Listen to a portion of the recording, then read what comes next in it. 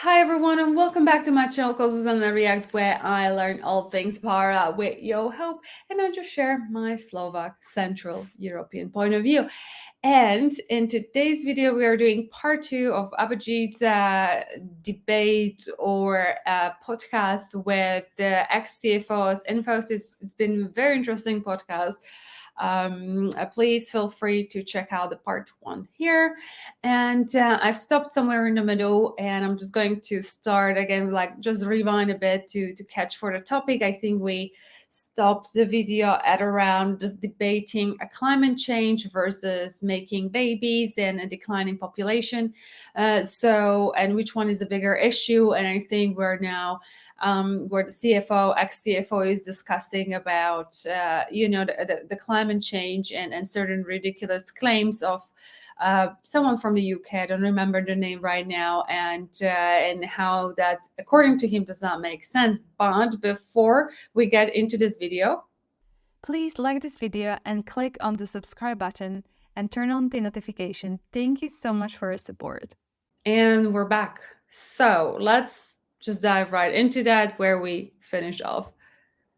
This candidate for who the Indian lady was a candidate for the UK for the presidency of the United States. Nikki Haley? I mean, presidency of the United States from the US in South Carolina.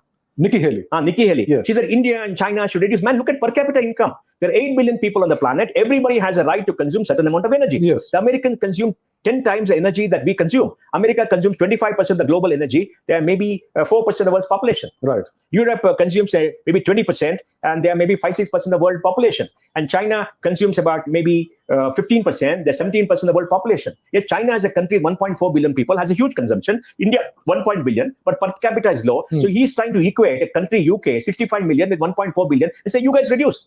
Makes no sense. You must have some sense in his head. Yes. There's no sense. There's a kind of debate that happens. So you must show them for what they are. Yes. I think the US still has this frontier mindset that use everything and everything is disposable. I mean, that comes of, Abhijit, that comes of unbridled wealth. Yes. It's a rich country. Yes. So you need education. Yes. You need education. You need the faculty and everybody to say, please consume, etc. Consume less. That movement has to happen. But that movement is against some corporate interest, because corporate interest is based upon increased revenues, increased wastage, more and more and more and more. Yes. So when you're saturated till here, what is more and more and more and more? Rich. But I think it'll happen. The entire economy is driven by consumption. Yeah. I love it. He said it is. I love it because I keep saying that we're like, I don't like people that preach sustainability and they say you always have to grow, that the companies have to grow, you have to have higher and bigger profit, and it's the whole capitalistic system. And it's just like, dude, like, can you just like logically comprehend the fact that that kind of growth is just not sustainable? It's just it just. Yeah, and he's right. I think that Western society is very wasteful. I don't think Slovakia is like that, although it's becoming, and I think it's just with the economical changes where you're able to import something super cheap from China, for example, right? Back in the day, here you would, if there's a hole in your socks, you would do it by yourself. You would fix it by yourself. When I, years ago, almost 20 years ago, went to the UK to live there, I was so shocked that they were just not replacing stuff. And I was like, oh my God, like, I don't come from like a rich, country or family. And I just genuinely value things that I have. And I would just not discard food or things until like it's proper use. I go even as crazy as when I was like a small kid, but I think this is just like personally me, where I would not throw away like a notepad if not a single white space in the notepad would be utilized. But in the UK, it was just like, just throw everything away. Just throw everything away. You can buy the new thing. And I was just shocked. I just feel like it's so disrespectful. But because in the West, it's always about new, next, better, bigger, like you have to have new clothes and all the time. And I'm not too keen on that narrative, to be honest. And I'm more about, let's appreciate what we have. Let's properly utilize what we have. But here, what he's very, very right is that it's a society that's wasting a lot of things, which is created like, and imagine like if people were just utilizing everything that they have, how much less you would need to produce, which would be against economical interest. It will be less energy, and I don't know. Sometimes I feel people would be happier, but in all honesty, he's so right. I love it. Consume so much meat. 85%. 85%. If the Americans stop wasting food, the world will be better. Yes, absolutely. I mean, they stop consuming, beef in the way. Yes. It'll be better. They know the data. They know everything. But I think the more debate has to be done. Absolutely. More education has to be done. Right. Even in India, we have people who are bought out by the West saying India should do this, India, without looking into data. Yes, right. See, India should go towards carbon neutrality, and that's a done deal. And that there should be no debate. The question is, should it be 2070 or earlier? Yes. We committed globally 2070. We should try to do it earlier. And to do it earlier, government policies should be there. They're putting in policies. Corporates should take the lead for the businesses. And we as individual consumers should do it in our own houses. Yes. And I think it's important. All three work together. It will work. Why can't we walk 3-4 kilometers in our cities instead of taking a car? Yes, right. When we are poorer, we took a cycle and we walked. Now we become richer, we become fatter, we become less healthy. Yeah. We take a two-wheeler or a car for a short distance. Why should we? Yes, right. We need AC, yes, but we don't need AC 24 hours a day in our homes. Offices are different because they're very different things. Yes. But all I'm saying is we must change our living practices, reduce wastage, and the solution lies there, which can give a relief within 2 or 3 years. Right. So we will focus on renewable energy and all that, but right now we still need fossil fuels for most of It's declining. It's declining. See, I read an article of data which says last month, I think 15 or 16% of India's energy consumption was alternate energy. Okay. That's UK significant. is 35-40%. Europe is 30-40%. I see. I mean, you look at latest data and publish it. I see. It's happening. Right. It's a big way. But you can't do it with coal because you need a base load. Yes. You need coal, you need a base load, but we can put electronic precipitators. Here is something interesting for you, Abhijit. Maybe you can do some research. You see, if you look at satellite data for the last 20 years, there's a 3-kilometer layer of smog from Peshawar to Dhaka. Okay. In the winter, it comes down and creates pollution in Delhi and other places. In the summer, it goes up. And it doesn't cross the Himalayas because the Himalayas are 8 kilometers up. Yes. So it gets stuck there. What are the components? Components are the dust from the Sahara, which swirls through. Okay, from Sahara. Yeah. Okay. The dust from the Gobi and possibly the Thar Desert and Middle East. Okay. Next is 1 billion tons of coal being burnt in the subcontinent from that area. Okay. Which has 30% ash. Actually, we're consuming 1.2 billion, but 1 billion has got 30% ash. Okay. And we don't have electronic precipitate, it goes into the sky. Okay. That is maybe 300 million tons of ash in the sky. Correct? Okay. And then the next thing will be local dust, because we are a dry country, so dust from the thing. You've seen in Delhi and see in Bangalore. In the summer, they will clean the road dust, put it by the side or put it in the drain. They don't take it away. In Delhi, any city, you should not have an unpaved surface, which is either paved or not green. Yes, that's right. So dust doesn't come up. The dust comes up, comes down evening. Comes up, comes evening. You go to Delhi, old Delhi, not New Delhi, old Delhi, and see so much above debris. Clean the place up. Kejriwal also cleaned up. Only very little comes from cars. The Supreme Court passed a judgment saying 2,000cc SUV should be banned or something like that. Purchase, right? Okay. 2,000cc SUVs are the latest technology. Possibly they discharge less carbon than a truck which is 15 years old. I mean, we must use latest technology to find out, right? Right. So I think we must have very clear policies and tackle this pollution first. So like that, we require data. So this is a very complex thing, but there are many things that we can do as a society to tackle the problem. Right. What's your opinion about India's economic prospects, economic growth? Do you think we are growing fast enough? Abhijit, I love data and I talk about it. Yes. Let me give you some data. Okay. 1950, when we got our freedom, we were the richest country in Asia. China was destroyed in the war. Yes. Japan was destroyed in the war. Yes. Southeast Asia was destroyed in the war. Yes. India was the only country left. And India had a very strong industrial base for the war effort. Of the 5 richest families in Asia, 3 were Indian. Okay. Great Britain owed us 1.5 billion for the war effort. Of course, within 3-4 years, they devalued the pound and everything, and we lost money because Nehru just didn't understand how to tackle this. You must do some research and see what happened. People are written about it. Okay. Now, what did Nehru do? Nehru, because of his obsession with the Soviet Union and obsession with the Fabian School, created an economic policy where he said the public sector shall have the commanding heights economy, 1956 Abadi resolution, and he started suppressing private capital in India. Okay. Till then, free markets and private capital has driven India's economy. 1750, we and China were 45% of world GDP. Yes. From the start of the Christian era 2000, we were the richest country in the world. Yes. Why is that? We are a riverine civilization. We had agricultural surpluses. And once you have surpluses, people will turn to skilled artisans. Yes. We had a huge number of skilled artisans. We had great philosophers. We don't have to work for a living because society will take care of them. Yes. We had great thoughts and everything else. We had 14 universities before the Islamic invasion. Yes. And the Islamic invaders never built one university. All these people who praise the Mughals and ask them, oh, they built Taj Mahal. Okay, you built Taj Mahal. They lose money. They suppress the people and Yes. there's a mausoleum. It's a mausoleum. Did they build one single university? They destroyed it. Yes. Nalanda, they destroyed. We still have that railway station named after the destroyer of Bhakya Nalanda. Khilji. What a bloody shame. Yes, It's like a sword in the heart of Indians. So he suppressed private capital, and the result was very clear. From 1950 to 1980, we grew at 3.5% a year. Yes. What that leftist economist Raj Krishna derisively called Hindu rate of growth. Yes. Because abusing Hindus is par for the course. It is. Hindus are poor, ignorant people. We are the elite. We are the represented the imperial order, the British led. We rule Delhi. We tell you what to do. That attitude has to go. That Lieutenant Delhi still have that attitude. So India grew at 3.5. Population grew at 2.5%. Per capita income grew 1%. 1%. Yes. I graduated from my college with a BCom degree in 1979. Okay. 1980, I got a university rank. I finished my CA in 82. I got an All India rank. I see. I had 10 job offers, not a single one in Bangalore. But we were a defeated people. Young people were defeated. Diwar captures the essence of a defeated country and a lost country. Diwar. Amitabh Bachchan. The story is very poignant. Here is a idealistic trade union leader. He fights for his people. And the Babus and the old elite in Bombay decide they will fix it. They capture his children and kidnap them and tell him, you sign an agreement. So he signs an agreement. And these people turn under him and they catch his son and say, Mera baap chor hai, and destroy him.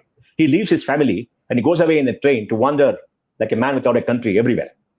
I see. And so the mother takes these two young boys to Bombay because those days everybody went to Bombay. Yes. I think the reason the slums and all come up because the movie said you're the country yokel who is fallen in love with somebody and he's getting oppressed. He has no hope. He's poor, so he runs away to Bombay, makes money, and the country yokel becomes rich because all the North Indian belt went to Bombay.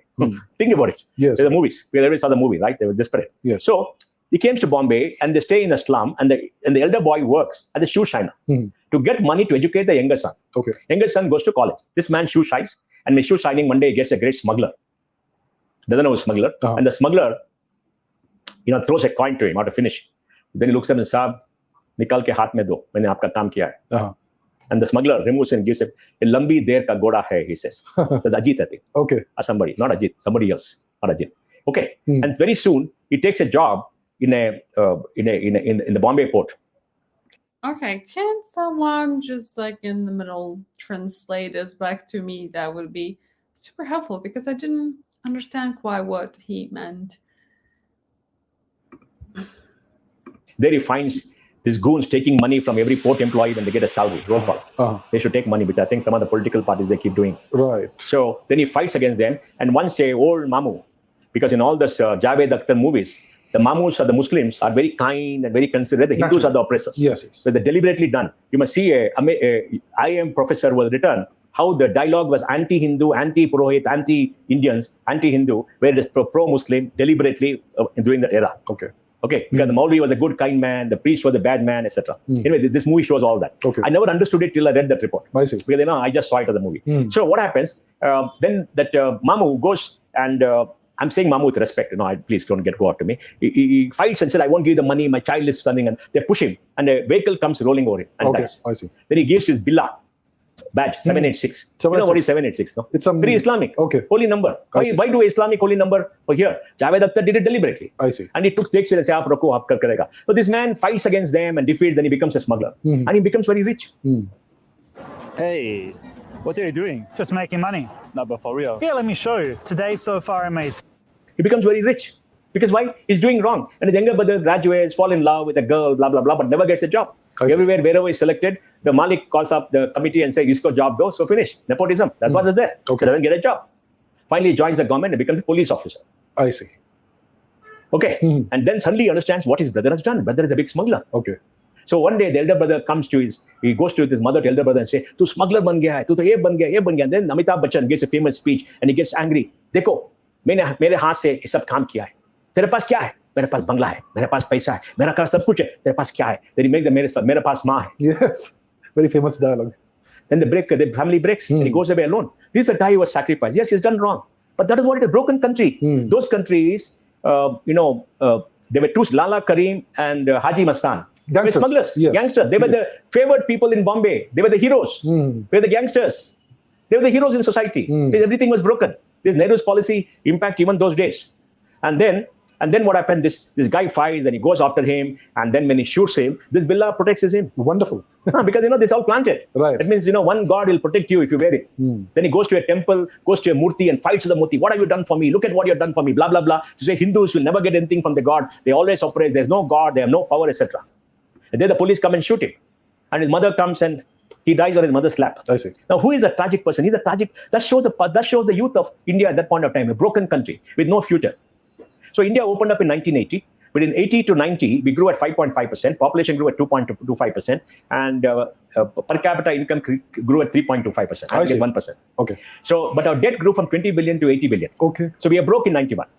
91. Liberalization was forced because we are broke, not because Manmohan Singh did some great things. Manmohan Singh has never done anything useful in his life. He only obeyed his master, except for the nuclear deal where he stood up. Okay. He never did anything. He's like a mouse. He's a good man, but like a mouse. He never stood up for anything, and he never could enforce it well. He did whatever his master did. Most of the draconian laws came with him when he was in a ministry. So they opened up. That time our GDP was 275 billion. That has grown to 3.24 trillion today. Yes. 31st of March, 8.2% a year in dollar terms for 32 years. That's incredible. Yes. The only country which has grown faster in history is China, which has grown nearly 10% a year for 40 years. Yes. And the GDP grew from 5,25,000 crores to about 273 lakh crores. Data is there. Yes. 13.2% in rupees. Yes. It's incredible what has happened. You don't see it in patches because the infrastructure is very bad. You go to China, you see great infrastructure, new towns, new buildings, they spent a lot, and you think it's really rich. Here, a lot of things happen to people, our life quality has gone up, there's less poverty, but you don't see it because all our public infrastructure sucks because of corruption, lack of application. So, will India grow to 10 trillion soon? Yes, I think India will be close to 5 trillion by 2026. Okay.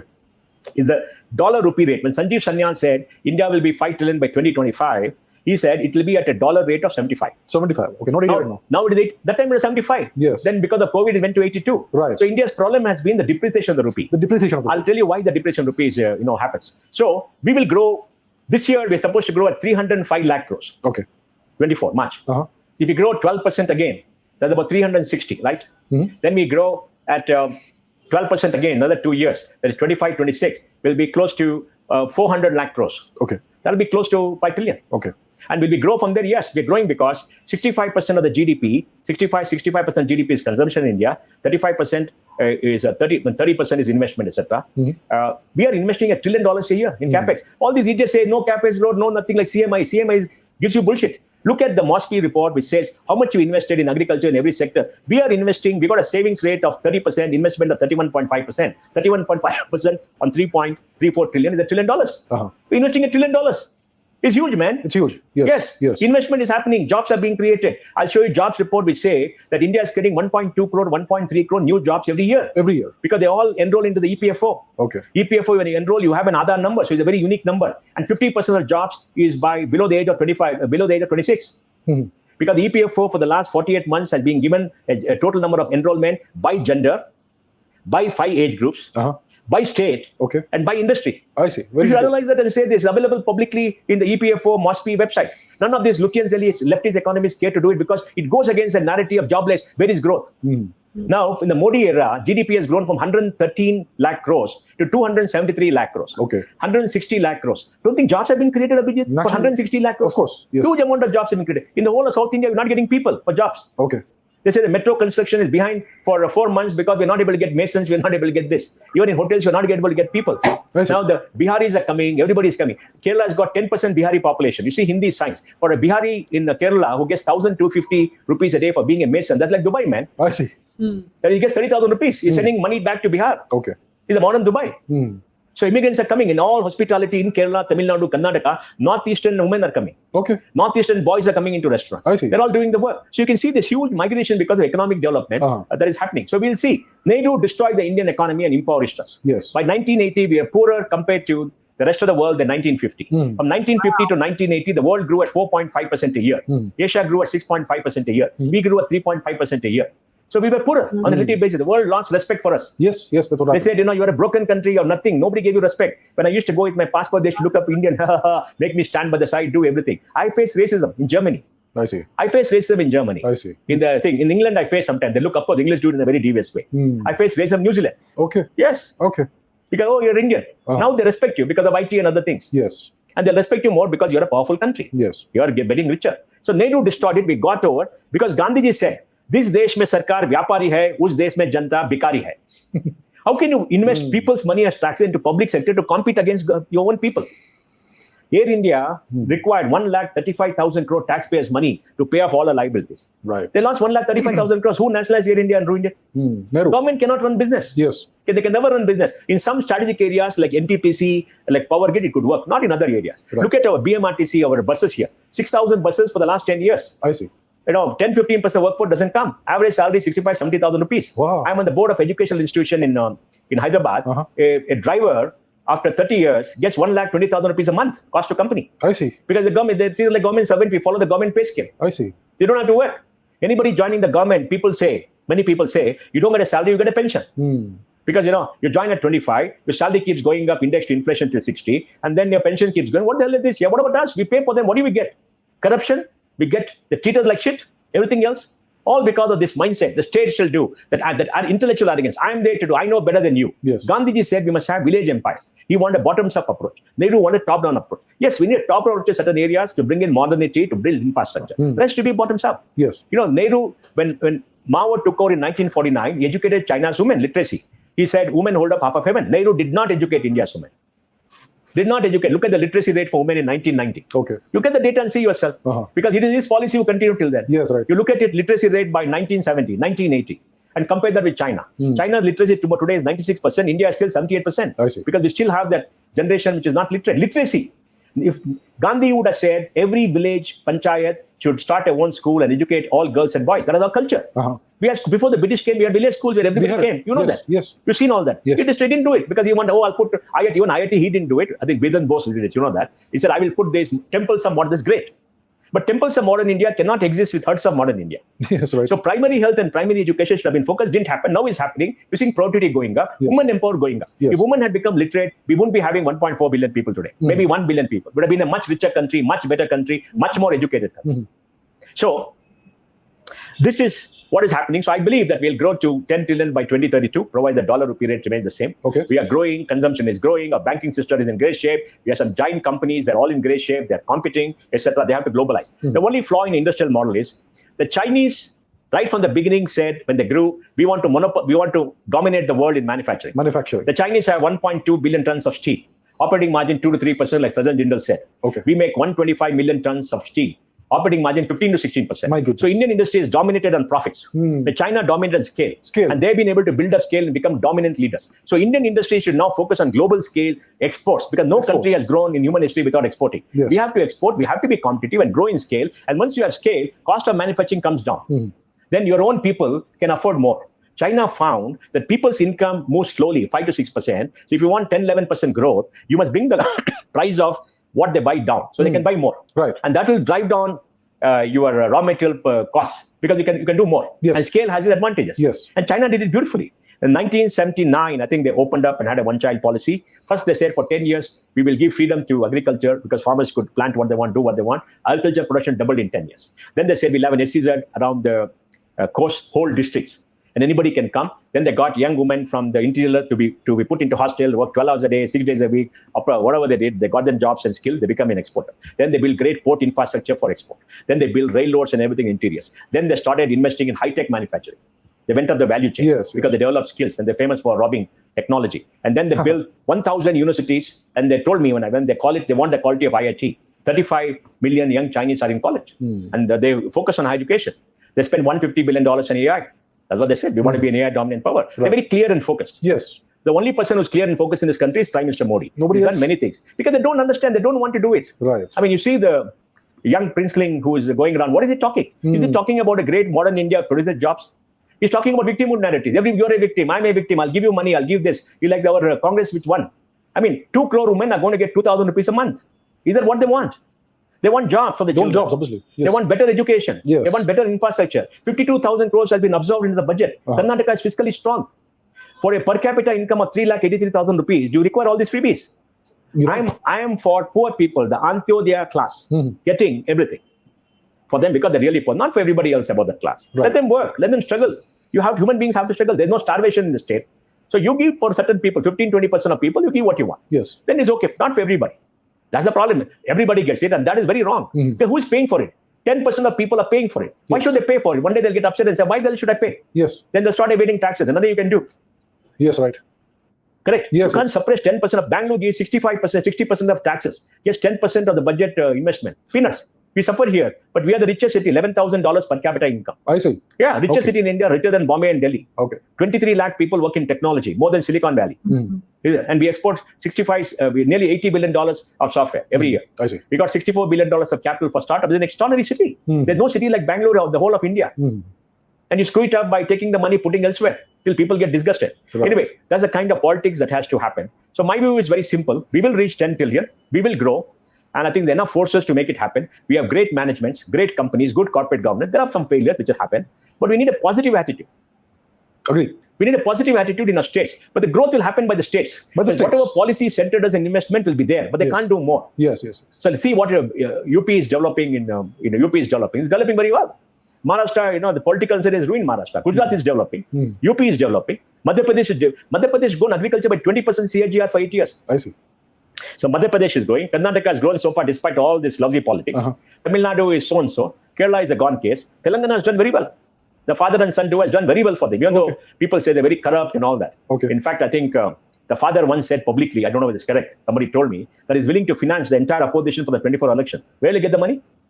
You have a state as a backyard, right? As a one personal asset. You do that. But they've done well for the people. They've done a lot of things. Hyderabad has become a much more remarkable city because it's a small state. Okay. So maybe it needs smaller state. In Andhra Pradesh, they've gone backward because the debt has gone up. They become a state led by pastors. Evangelicals have taken over. They're doing all kind of mess. You must look at what is happening in the state. It's pathetic. How will the state develop? I really don't know. But anyway, I think states should have policies to develop. West Bengal is gone. West Bengal is pathetic, man. Bihar's per capita income this year should be around 60,000 rupees. Okay. UP is 90,000 rupees. Karnataka is 3,83,000 rupees. What have they done to Bihar? This Ram Mohan, Loya, socialism, Nitish Babu, and all kind of rubbish that talk. What have they done to Bihar? They've not done much to improve. Yes, they build roads, given water and all that, but where are the jobs? Where is education? Bihar has the lowest gross enrollment rate, 13 or 14%. India has 27%. But West Bengal has 19%. West Bengal is a pathetic economic failure. Right. And that is hurting the whole of East India. So I think a lot of things are happening. To understand India, you must look at the various states. There's nothing like one India thing. See the various states, who is growing. Because most of the states are bigger than countries in Europe. Indeed. Yes. So that's why when people abuse India and say, take one instance here, some crime here, and say India is communal, you get angry because that's not India, man. We have 1.4 billion people. I mean, talk about crimes in India, talk about crime per million population. Exactly. Yes. Not one. We will always have huge numbers because we're 1.4 billion people. The only country you must compare is China. Yes. 1.4 billion people is not easy. You understand? Yes. So I think got to be very careful when people compare, and people like you should push back and expose them. Because all the lefties say, for example, there's Reporters Without Borders or something. 6 people were put in jail or something, so there's no press freedom. 450 channels, 2,500 newspapers. Every day they abuse the government on TV, everywhere. Yes. And out of the 6 journalists, I think 2 of them were Kashmiri terrorist supporters. Okay. And they got court that put them inside. And that 1 or 2 of them where people were caught up for extorting money or something. I see. So if you look at per million population, India is way down. Way down, yes. Other countries are way higher. Yes. And they're supposed to be democracies, free democracy. We are an electoral lottery. What rubbish is that? If people abuse India for its democracy, where is democracy in the world? There's no future for the world. Yes.